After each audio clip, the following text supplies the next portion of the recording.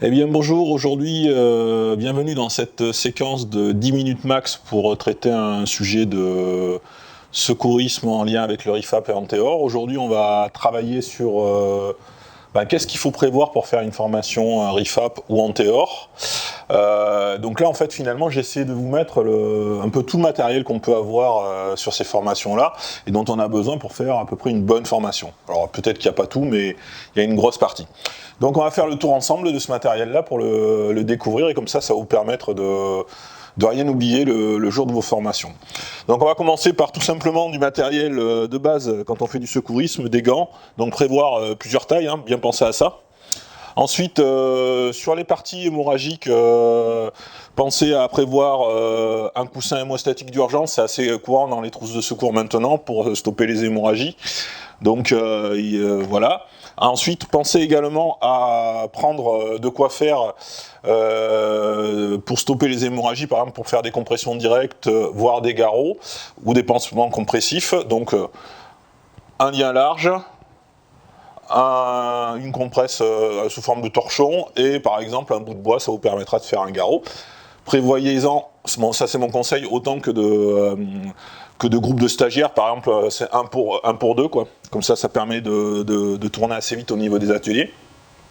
Prévoir également des couvertures, on va travailler pas mal au sol, donc prévoir par exemple 5 à 6 couvertures si vous travaillez au sol, au niveau hygiène c'est quand même mieux, les laver régulièrement. La fameuse couverture de survie à prévoir également. Ensuite, qu'est-ce qu'on peut penser d'autre pour les petits cas classiques à faire? Prévoir une trousse de secours également, avec de quoi désinfecter, des pansements, tout ça, comme ça permet de rendre les cas réels. Également, dans l'idée du réalisme, ce genre de mallette, c'est pas mal. Ça vous permet de faire du maquillage, notamment pour les malaises, pour les saignements. Pensez bien à prendre du matériel professionnel, Ça, c'est du matériel professionnel, il y a des dates de péremption. Bon, là, je fais pas de pub, mais c'est Mac Pro qui fait ça, il y a d'autres fournisseurs, mais pensez bien à prendre du matériel professionnel pour éviter les allergies, notamment.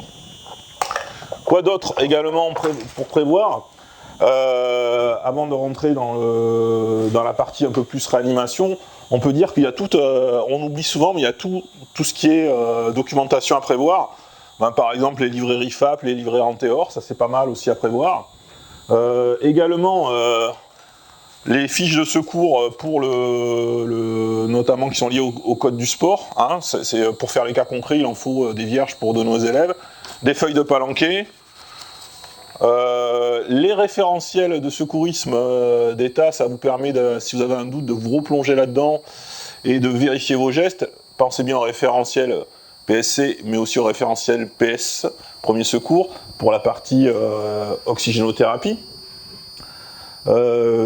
Ensuite, finalement, on va rentrer dans la partie réanimation également. Donc, quelques éléments à prévoir. Forcément, les mannequins de secourisme. Les mannequins de secourisme conformes aux recommandations actuelles, avec par exemple donc un adulte, un enfant, un nourrisson. Bon, le nourrisson, c'est pas forcément indispensable pour la plongée, mais tant qu'on est à montrer de la réanimation, autant la montrer sur l'ensemble des publics. Les mannequins enfants, le mannequin adulte. Bon, c'est bien d'en avoir plusieurs, bien sûr, de chaque pour pouvoir aller plus vite au niveau de l'enseignement. Pensez bien à avoir les peaux de visage conformément aux recommandations des fabricants, et pensez également à ne pas oublier avoir les poumons en nombre adapté aux recommandations des fabricants également pour respecter les mesures d'hygiène.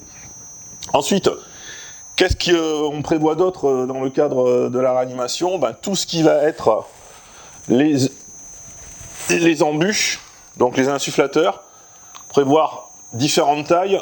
On a la taille adulte, on a la taille par exemple enfant si vous avez un public enfant, et également les masques à haute concentration.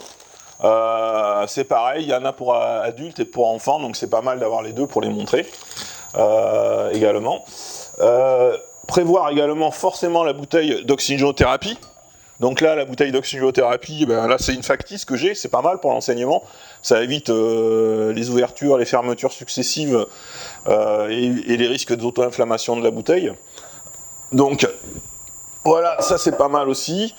Et également, pensez à l'aspirateur de mucosité. Je sais que c'est pas dans le code du sport, mais faire une réanimation ou faire une mise sous oxygène d'une personne inconsciente sans avoir ce type de matériel-là, c'est quand même franchement dommage. Donc pensez bien à l'avoir également.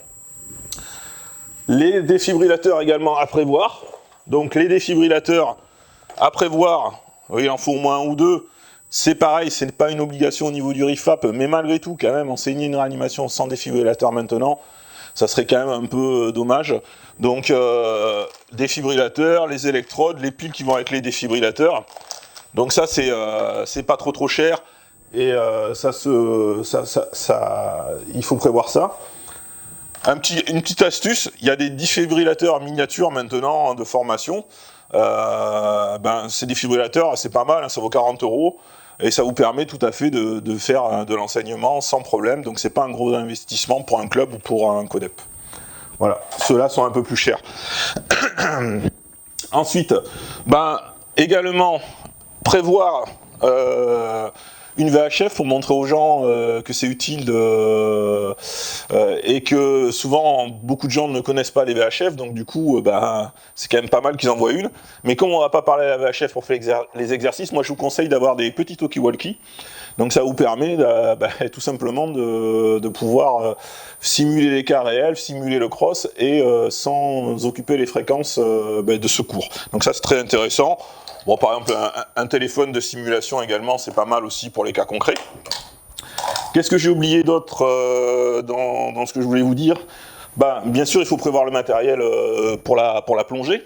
Donc là j'ai mis un bloc pour le bloc, prévoir du matériel pour les cas concrets, palme, masse, tuba, et après de toute façon les gens ils vont forcément avoir l'intégralité de leur matériel pour aller dans la partie aquatique du RIFAP, donc le scaphandre, tout ça, bien penser à avoir de l'air dans le scaphandre, parce que c'est pas parce qu'on travaille essentiellement en surface au niveau du RIFAP qu'il faut pas un peu d'air dans la bouteille pour travailler, donc bien penser à ça. Donc voilà, je pense qu'on a fait un tour un peu déjà assez complet de ce qu'il faut prévoir.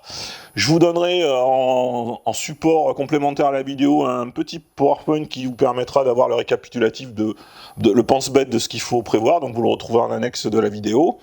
Et puis je vous ferai un petit questionnaire comme ça d'évaluation des éléments à prévoir, comme ça vous permettra de s'évaluer sur cette petite partie de formation à distance. Voilà, donc n'hésitez pas à vous lancer sur la formation RIFAP, n'hésitez pas à vous rapprocher de vos codep ou de vos régions pour passer par exemple la partie Antéor. Bon courage à tous et bonne formation.